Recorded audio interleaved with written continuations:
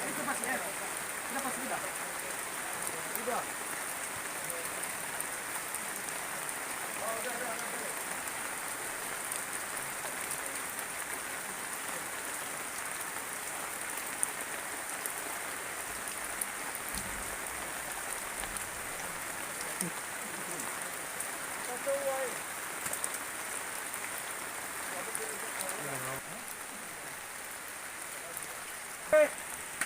Mantap.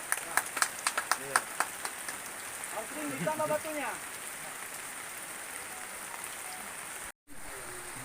Kegiatan perburuan teritorial dari Kodim Satu Jajar dan Polsek Jawa. Sampai saat ini ada apa persoalan yang selama ini dihadapi oleh masyarakat khususnya di kecamatan ini dan desa ini terkait dengan sumber air bersih yang dibutuhkan oleh masyarakat?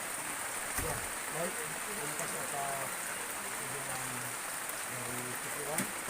Pada saat ini kami sampaikan bahwa khususnya di Kecamatan Argago ini dan terlebih khusus lagi di Argago zona ini kami ada 10 desa yang sangat kekurangan air.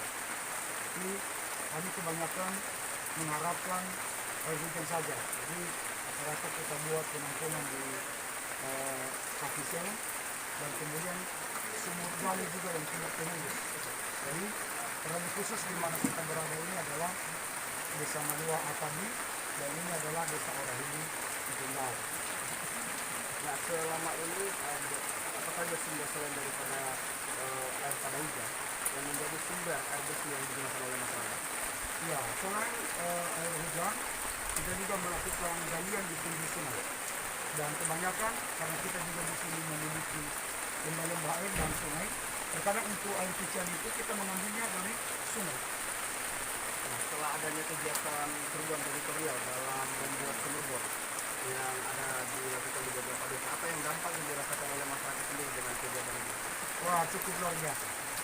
Yang kami rasakan setelah ini ada sumur bor dari program Kodim 0213.